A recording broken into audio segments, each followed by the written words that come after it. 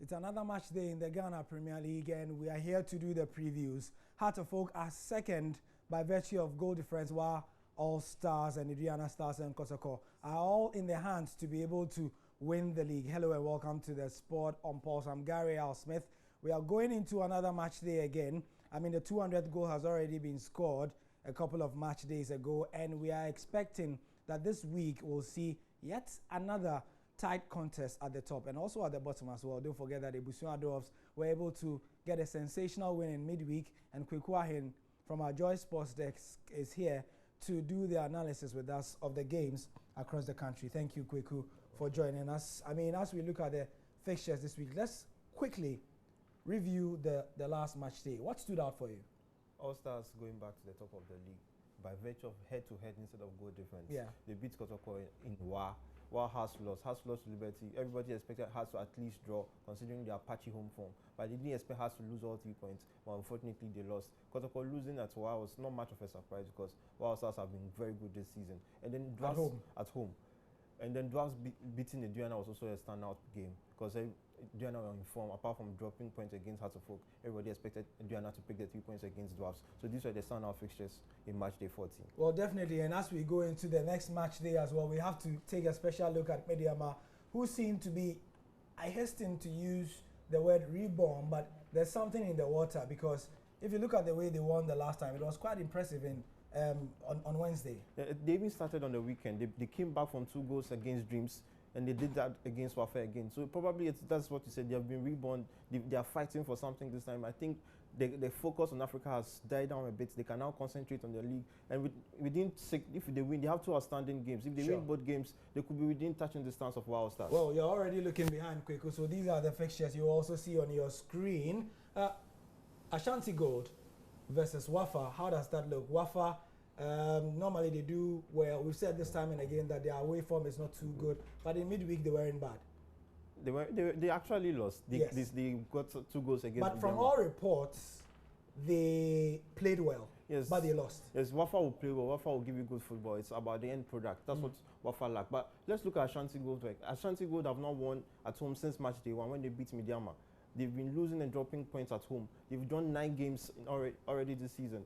Ashanti Gold need to turn the corner quickly before something calamitous happens to them. Sure. Techiman City going away to Kotoko. This is going to be a big game because Techiman City, despite the fact that they are a new kid on the block, have some reputation going for them. Yes, they started very well, but you see Abubakar is beginning to have friction with the fans and management. So you can see that their form has dipped slightly. Kotoko want to bounce back. They want to get back their pride after losing in Wa. What Michael Osei is doing very well, but there are rumors flying around that David Duncan could come back and get his job. But against Techiman City, it's 3 points for Kotoko. Now, in terms of the other games as well, let's take a look at that David Duncan rumor. The fact of the matter is that he was asked to step aside, so officially he has not been sacked. And the fact of the matter is also that Michael Osei has been doing well since he took over. Yes, just 2 defeats in 6 games. Pretty impressive. He won 3 consecutive games away from home. Duncan won 4 games away from home last season. And this season combined in 13 matches. And Michael Osei has used about 6 matches to almost claw back that 4 games. So he's doing very well. He's done very well away. They've gone to Dreams. They've beaten Dreams away. They've beaten Hearts away. They've beaten Bechem United away. Quite impressive performances. The blip in Wild Stars was pretty much expected because All Stars, the weather and the pitch were not conducive for Kotoko's play. But so Michael Osei can continue the good run with Kotoko. And then we have Berekum Chelsea versus Wild Stars. The key thing about Berekum Chelsea in terms of subplots is that their star man, the one who wears their number 10, Sadiq Adams, is said to be 99.99% almost going to Hearts of Oak. Now, there are conflicting rumors. There's some gamesmanship, yes, going on because officials of Berekum Chelsea says the player is worth 100,000 euros. Meanwhile, the player is said to have verbally agreed with Hearts of Oak today. That's at 1:30. That's how specific the rumors are that he's going to Hearts of Oak. He has been a spearhead for them. He has 7 goals, and they're playing against Wild All Stars. It should be a good game. It should be a good game, but the Sadiq Adams factor might just distract Chelsea from playing. Yeah. Probably a draw for Chelsea at home. I don't see them losing. It's only Hearts of Oak that have beaten them at home in 4 years. I don't see Wild Stars going there to beat them. The Sadiq Adams factor might just leave them unbalanced, but they should still be enough. The transfer window closes on January 2nd. That's why all these rumors are flying about. But I think he will play his last game. June 2nd. June 2nd. I think he will play his last game tomorrow on Sunday against Wow Stars, and then he will leave for Heart of Oak. Because Sadiq Adams, let's not forget the trajectory of his career. From Ghana, went over to Europe, and he really wants to go back to Europe.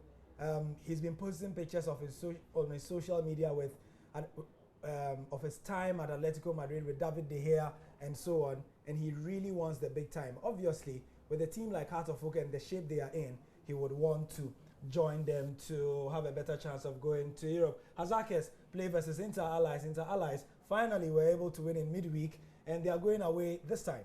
Yeah, Hazakes picked up an impressive point in Bechem over the weekend, playing with 10 men, most notably Eric Bequin and Samuel Afo are two key strikers. I don't see Inter Allies winning this game. They have been poor away from home. They've lost all their matches away from home. They are not just cuts for away games this season. And it seems, you might have noticed that almost every week there is a kind of bravo rivalry or derby going on. And this week is no different. The Aduana Stars are in action.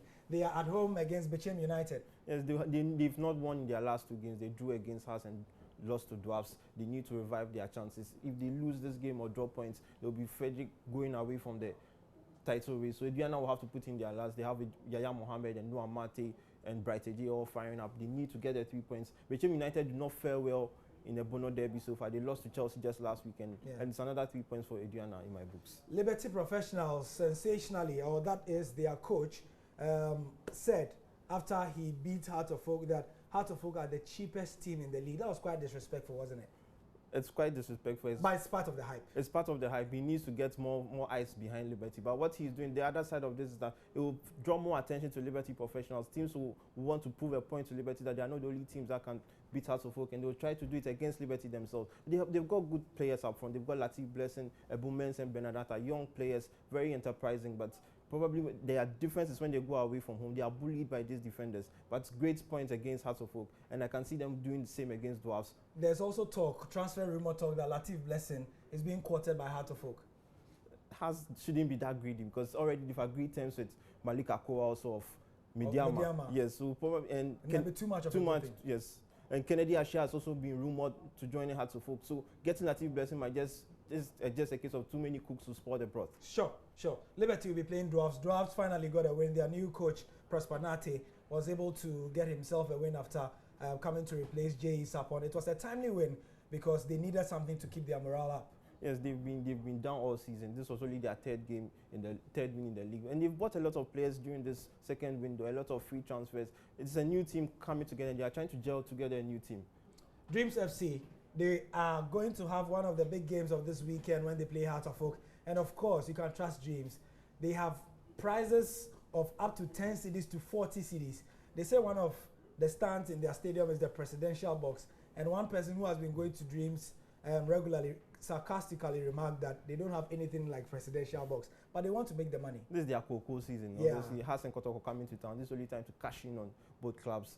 Forget about the 3 points. It's more about business for Keto Kirku, who will want to back some money and try and revamp his squad.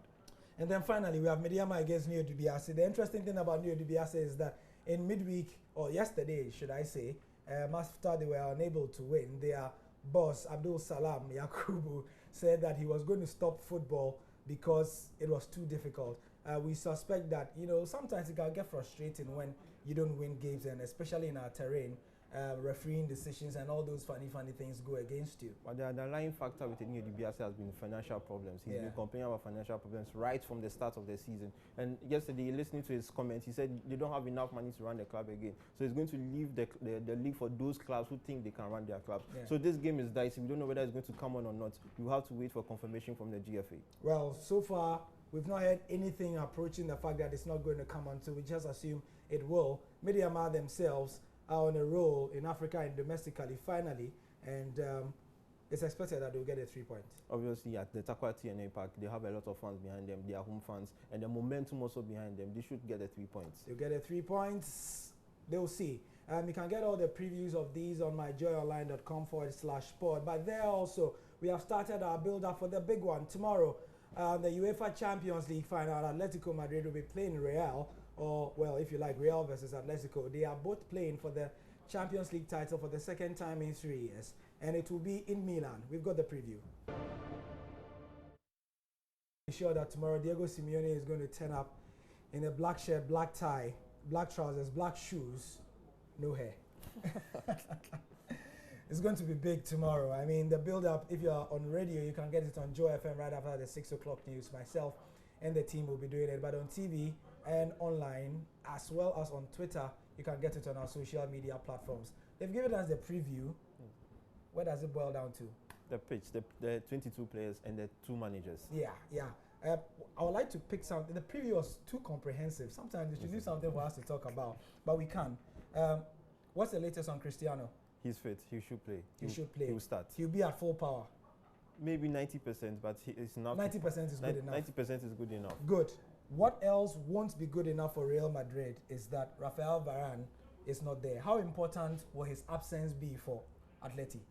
He's not played much this season under Zidane. He played the Pepe and Sergio Ramos combination. But in the unlikely event that one of them gets injured, that's where Real Madrid will be found wanting. But in the moment, I think he has his preferred 11. He's going to play Casemiro, Toni Kroos, and Modric in midfield, the BBC up front, Carvajal and Marcelo. But the difference this season is that 2 seasons ago, that was the turning point.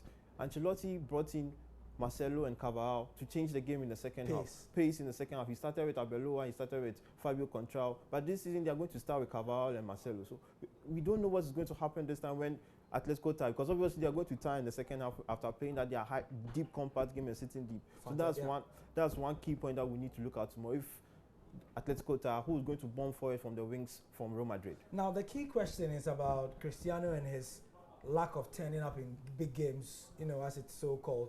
If you are Simeone, obviously you are going to have a plan for him. And if you are Zidane, are you still going to make him a focal point? You know what I'll do? I'll make him a creator tomorrow and allow the others to be able to bomb forward. But the key question is, will Cristiano take that role? He won't take that role. He wants to be in the limelight. He wants to score the goals and he wants to flex his muscles tomorrow. Yeah. He can't. He's past the days where he could create, he could dribble and go past defenders. He's much more of a poacher nowadays. So changing his role for tomorrow's game might just hurt Real Madrid and Ronaldo, eventually. Yeah. But I mean, what your predictions will be, you can go on to our various social media platforms as well, and we'll get all your predictions and read them on our various shows. But quickly, what's your prediction for tomorrow? What do you call it? They have a name for the 11th title. Under the SEMA for Real Madrid, while Atleti and Simeone deserves to win. No, but football doesn't work like that. Football doesn't work like that. But if you check the recent history, any team that has beaten Pep Guardiola has gone on to win the Champions League. They'll be relying on that history to win the title for the first time. They've made the more difficult teams on paper.